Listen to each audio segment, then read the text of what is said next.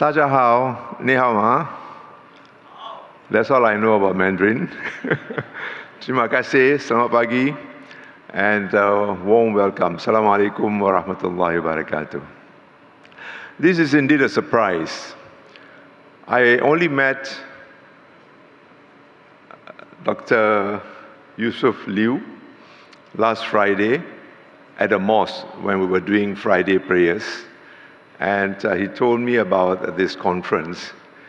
And immediately, my eyes, my brains light up. Because this is something which is so close to my heart. I'll share with you a little about my life journey. But please forgive me because I've just been asked to share a few thoughts. So I come very unprepared. I don't have any presentation, no text. So I'm just would like to share with you a little of my life journey. So first of all, welcome to Singapore. I don't know how many of you know Singapore, the real Singapore, because there's a lot written about Singapore from the context of the success story. The number one here, top of this, top of that. In terms of achievement, in terms of the economics. But what about the history? What about the challenges?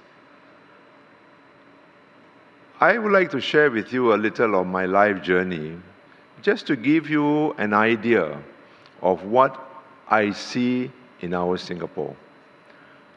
Of course, what I've just said about being the top of this and that is true, very real, but they themselves can pose challenges. And this is what we are here for today.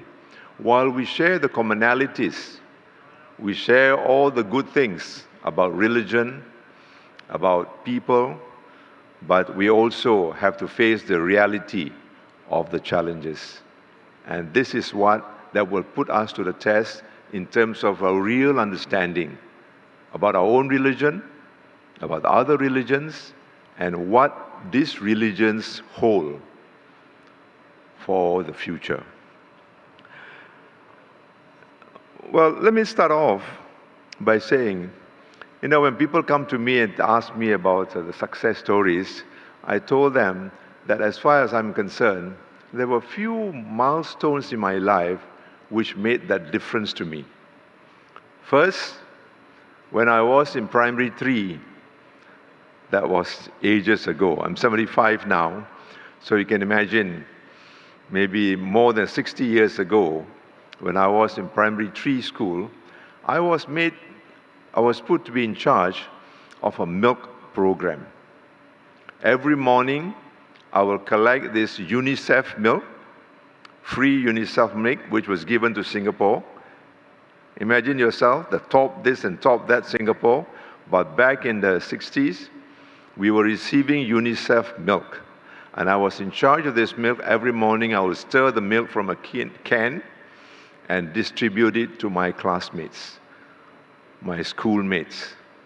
And most of them come from the poor, including myself.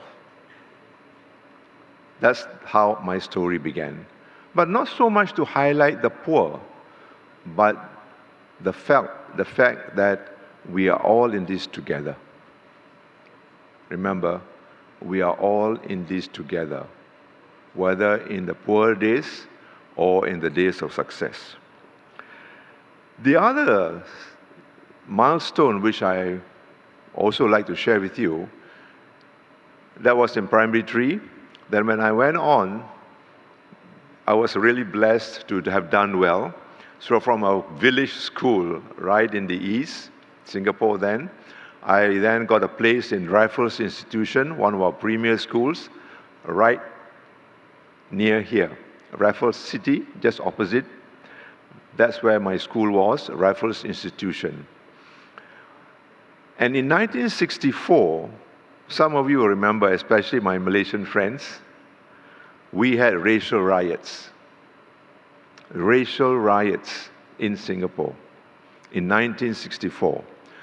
There was a Prophet Muhammad celebration. Right now, we are smack into Prophet Muhammad celebration. Yesterday, I couldn't join you because I had 5 such invitations, such celebrations to go from mosque to mosque, to organizations, to school, madrasas. There were 5 of them I had to end it right from the morning, 8:30 a.m. until the night. Plus a wedding. That's the good side of it. So this was the Prophet Muhammad celebration in 1964 in July. And at that time, Singapore was part of Malaysia. We joined Malaysia in 1963, but we left in 1965. But in 1964, there were racial riots in July, and it broke during the Prophet Muhammad celebration. It was total pandemonium, chaos. You'll never dream that Singapore could be like that.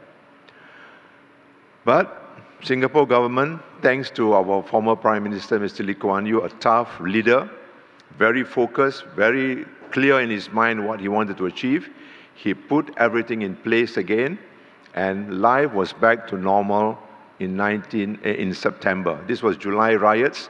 In September, we thought everything was okay, so we went back to school. And I went back to school, and I remember clearly it was a Friday too. And we Muslims in Singapore are allowed to leave school early. Instead of 1 p.m., we leave school at 12 noon to go to the mosque. And being kids, so we left school early. I went to nearby City Hall building, which is nearby here, where the Public Utilities Board office was, to pay my friends' utility bills. As we were approaching the City Hall PUB office, we saw Singaporeans streaming out of the building. And when they saw us, a group of kids there, they asked us, "What are you kids doing here? Riots have broken out. Go home." We couldn't believe our ears. We thought Singapore was back to normal, few months after the real riots in July, but riots had broken out again. And we panicked. We went to Hill Street, where the American Embassy was, where the Chinese Chamber of Commerce is now, and we couldn't find any transport. No buses, no taxis, nothing. And suddenly, we saw an empty lorry came by. And the driver waved at us to give us a lift. And I had a quick look, and I saw a Chinese driver. Oh my God. Then I had another look. I saw a Malay lorry attendant. So I told myself and my friends, 50-50. Chinese driver, Malay attendant, so maybe it's safe enough. No choice. So about 20 of us Malays who don't have any private transport, no buses to take, we just climbed onto the lorry and we took a ride. And the lorry went on for about 2 kilometers. And right where Kallang Gasworks was, at Kallang Street, the lorry went dead. And the lorry went dead at a place where there were cottage industries and the Chinese workers were lining the streets. And when these Chinese workers saw 20 Malays from the lorry rising, coming down, they must have thought the Malays were there to attack them. And they disappeared into the cottage industries, and the next moment they come out with iron bars, bicycle chains, parangs, knives. Can you imagine? School children like me, myself and my friends, we just panicked. We thought we were going to be killed. And I saw with my own eyes, people were being maimed, were being killed. This is 1964 Singapore.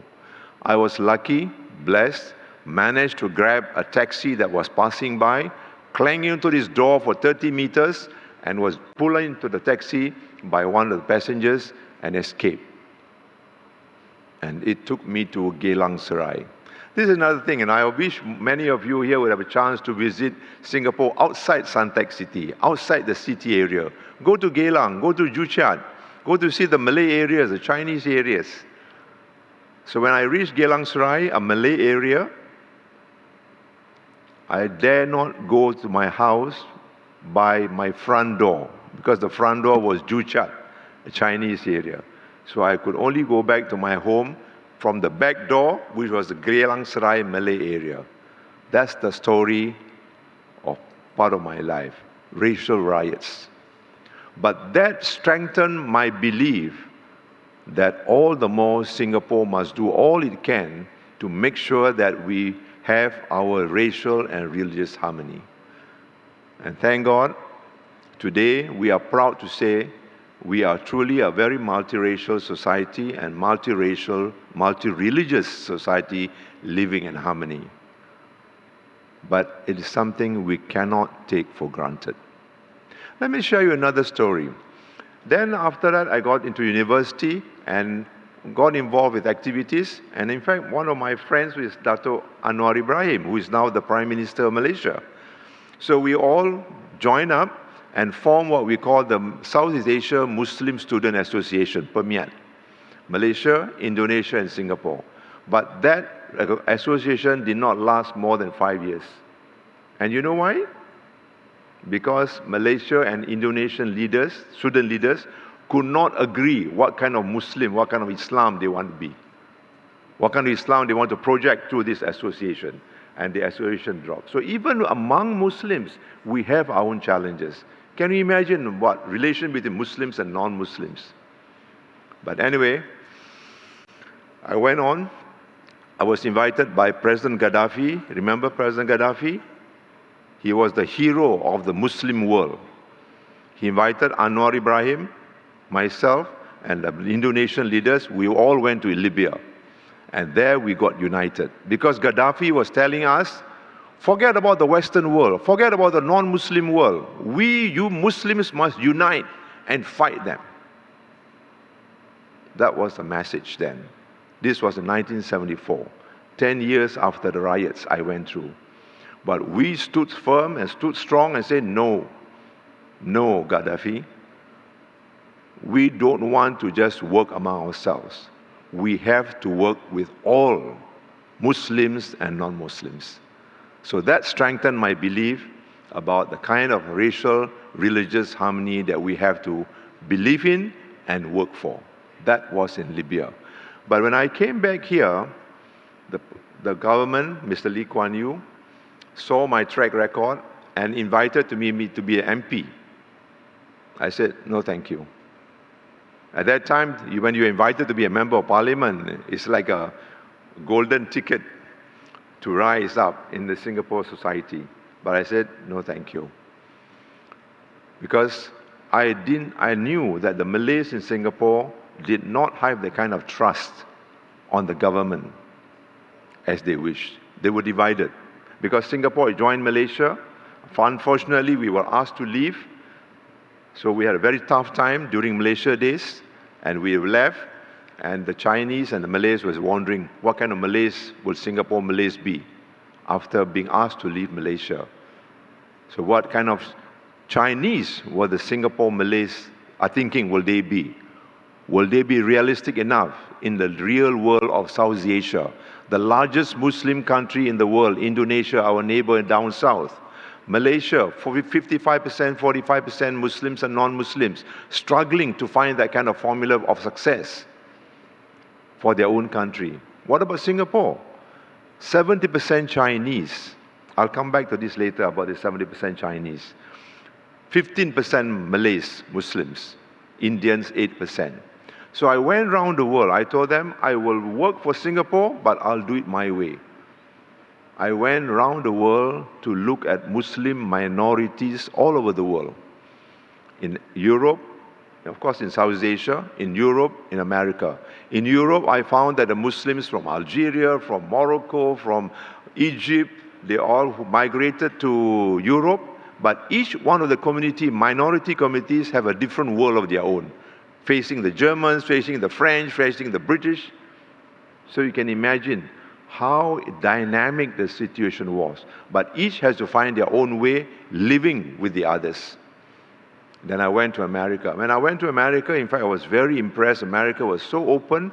They got some of the best Muslims The best brains of Islam and Muslims from all over the world, they came to America because America was such an open society, including in NASA. That was I was so proud of. When I was in America, I was invited to do my Friday prayers in NASA ground, and I saw, in fact, in a place I didn't know where I was going to, and I saw about 200 Muslims, families, and there was NASA. Some of the best brains in the Islamic world. They were in NASA, and they were contributing to American space program. So I saw the potential of Muslims' best minds, contributing to one of the leading world economies and countries in the world. So to me, again, the potential of working together was so strong. So, but after all that, I came back to Singapore. I said, no, there's no such model, whether in Europe or in America and South Asia. We, Muslims in Singapore, have to develop our own model. And that's what it is today, the reality of today. But now things are changing. People are wondering, in Singapore, 70% Chinese. And they are also converting. You know, there are some Chinese friends of mine who came to me. He said, we love you as Malays. We like you, very gentle people, very nice people. But now, because Malays are becoming more and more Islamic and more Muslims, we begin to worry. We don't like you become Muslims. We like you as Malays.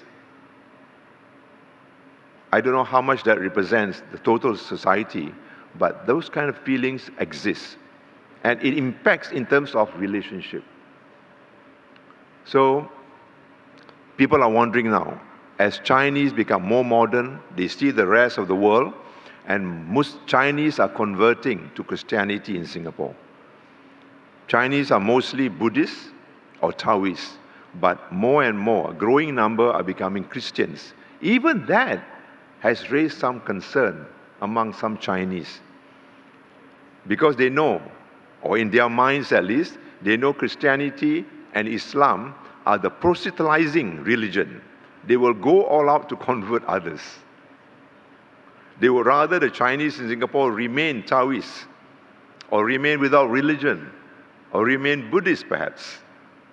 But when they become Christians, when they become Muslims, they are also Chinese becoming Muslims, there are concerns among the Chinese. Can you imagine all these issues, all these dynamics that are coming into play in our Singapore, small Singapore, very compact society.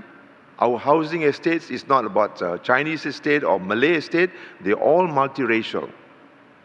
So in fact, we have about 30% Malay, sometimes in some other estate, Chinese mixed. So they all have to learn to live with one another. This is part of the story which I feel is more relevant. So when I talk about harmony, when I talk about importance of understanding the past, the history, the challenges, you know what our young Singaporeans tell me? Please enough of your grandpa stories, like what I'm sharing with you today. Enough of your grandpa stories, they say, you know. We are not Chinese, we are not Malays, we are not Indians, we are Singaporeans, they say. To me, it's a good sign that they feel that way. We are Singaporean. But when we have it so good, the last 20 years, the economy has been doing so well, the young have been benefiting from all these benefits of economic development, religion, or the different religions does not matter maybe to them. But when it comes to the crunch, in the future, when the economy shrink, when the opportunities are not as good as the last 20 years, what then will happen? Will they look at color? Will they look at what religion you come from? If you are Muslim, maybe more difficult for you to work in my company because you got to do this, you got to do that, you got to fast, you got to pray. All this may have an impact on people's mind. So that's my sharing about the life journey which I have. But I like to really end by saying that I'm really very inspired. I feel blessed to be part of this conference. Thanks to Master Shang, Master Dr. Dhammarantana, and my good friend Yusuf Liu, And all of you here, I was here on the first day, I heard many of the speeches from our Buddhist leaders. I really feel very, very calm. I feel very blessed that there is this sharing. But then I ask myself, I'm 75, a lot of you are a lot younger than me, but where are the young? I don't see enough of the young sharing the commonalities that we all share today here. So I think that's a challenge for us. How do we reach out to the young with the kind of their mindsets which I shared with you just now? They feel that all this culture, religion is irrelevant. We are Singaporean. How do you reach out to them? How do we make them understand that the reality is on the ground? I also mentioned to you about trust. When the ruling group first invited me to be Member of Parliament, I took 20 years to go down to the ground, work with the people, and build that trust. The trust that is most critical between governments and the people, between community leaders and the people.